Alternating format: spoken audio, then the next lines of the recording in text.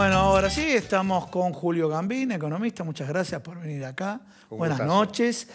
Julio, bueno, tantas preguntas. A ver, yo te voy con lo que uno escucha, más allá de la formación económica que uno tenga. Pero uno tiene, en mi labor periodística tengo que prescindir. Y ahí el tema subjetivo lo plantearás vos.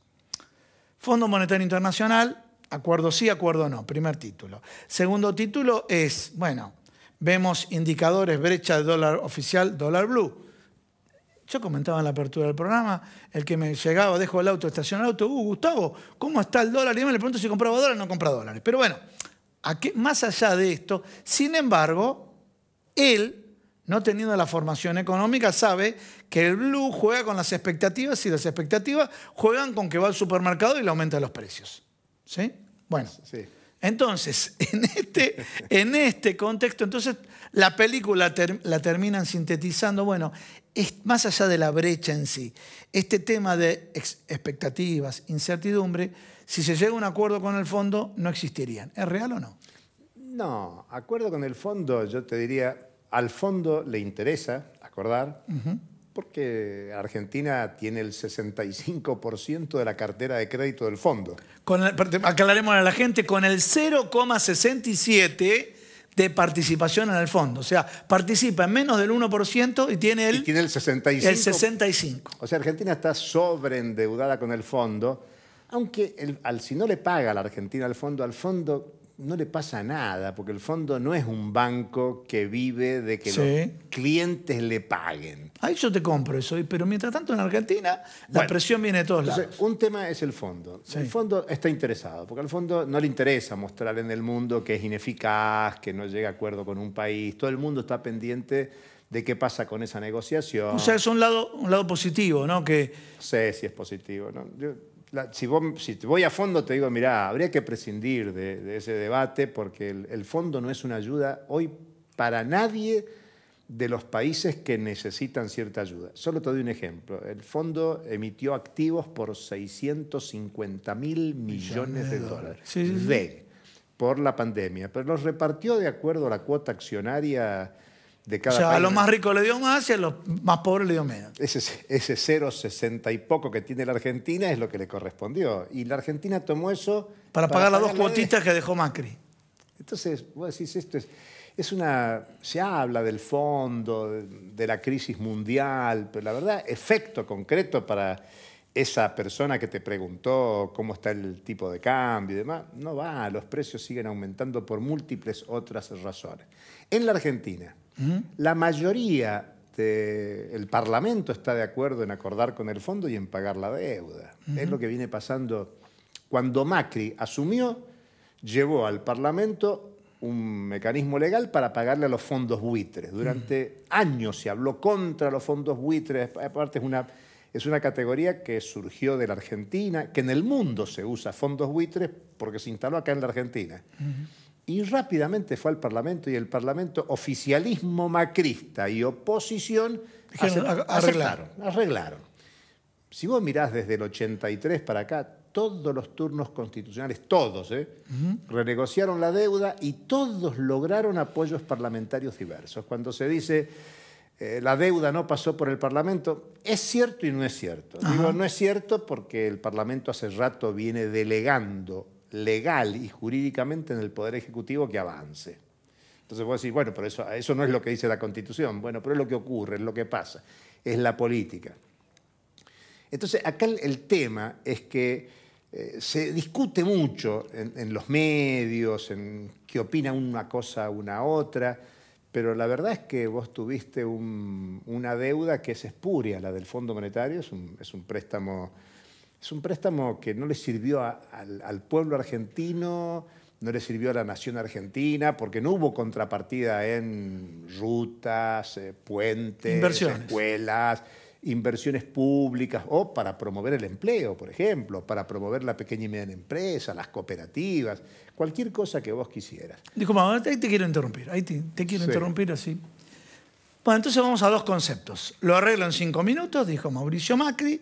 Bueno, yo también lo arreglo en 5, diciendo se suspenden los pagos y no generando problema en el mundo, porque hay quienes dicen, se arma la gran hecatombe. Ya pasó en el 2001 y no hubo hecatombe. Bueno, uno, lo arreglo en 5 minutos.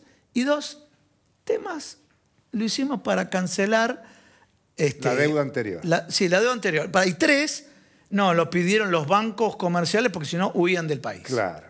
Los bancos, los que huyen del país. Vos lees todos los días que hay gente que huye. No, ya di los datos de crecimiento. Discúlpame, de crecimiento comentado por Fausto Espotorno, sí, sí.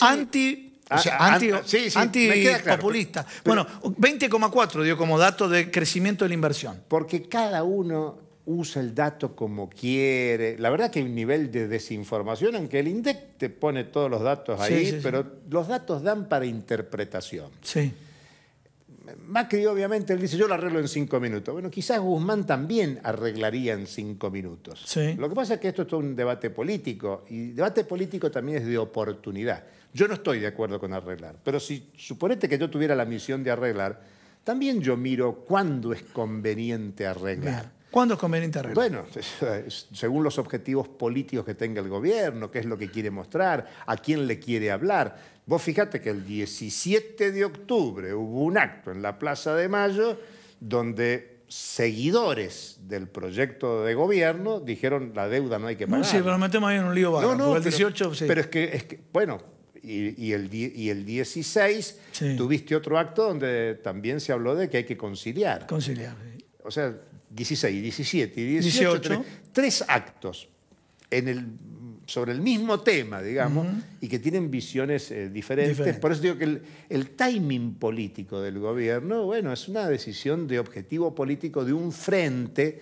que no es necesariamente homogéneo. Y por eso yo creo que el problema para muchos de nosotros es, bueno, ¿qué va a pasar en los próximos 2 años? Claro, no podemos decir nada que va a pasar, pero habrá que ver cuál es el resultado y qué lectura hacen tanto la oposición como el oficialismo. Muchas veces se equivocan los dirigentes políticos cuando analizan resultados electorales. Totalmente de acuerdo. En algún momento sacaste muchos votos y decís, bueno, ya está, esto está listo para avanzar. Y la sociedad te pone un freno. Bien.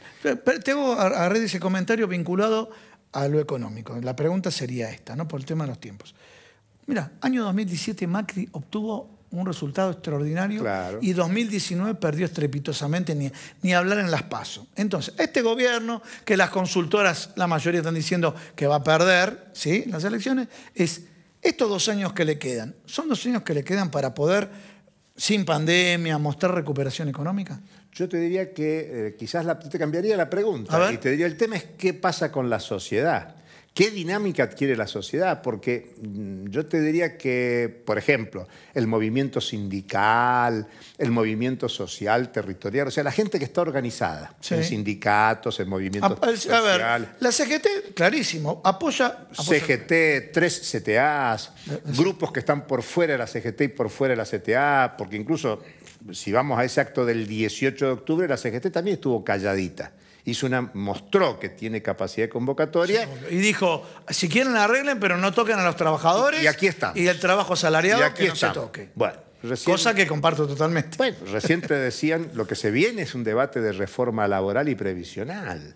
A ver, esto lo instala la oposición. No. Eso está en el acuerdo con el Fondo Monetario. Y eso viene desde hace rato. Yo te diría, si vos mirás la legislación y la política desde la dictadura para acá, hay un deterioro de los derechos individuales, sociales, sindicales de las trabajadoras y los trabajadores. Eso es lo que explica hoy casi el 40% de trabajo flexibilizado, irregular. Es lo que explica la falta de seguridad social en la mayoría de los trabajadores y las trabajadoras. Hoy no alcanza con tener salario para dejar de ser pobre. En otra época vos lo que querías era trabajar. Mira lo que pasa ahora, hay rebote de la economía, hay recuperación de la economía. Uno puede discutir el alcance de ese rebote y demás, pero los sectores que más crecen, entre otros gastronomía. ¿Qué te dicen los empresarios gastronómicos? No consigo trabajadores y trabajadoras. ¿Por qué? Porque pagan salarios de miseria. Y es el salario legal el que pagan, porque dicen, yo pago lo que hay que pagar. Sí, pero lo que hay que pagar al trabajador no le conviene, no le sirve. Tiene que pagar transporte, tiene que trasladarse, tiene que bancarse una cantidad de horas y las propinas no le dan. O sea, no cierra. Hoy tenés tengo que cerrar, pero tenés una ecuación económica que no cierra. Sí. Vos tenés que cerrar y la economía hoy no le cierra a la mayoría de la población. Si eso no se modifica, y por lo tanto no hay que esperar tanto de que los gobernantes digan lo que van a hacer o cómo se adecuan, sino cómo va a responder la sociedad. Julio, te voy a convocar para otro programa, ¿te parece? Con gusto. Sí, porque tenemos este tema, lo tenemos que debatir. Con gusto. Muy bien.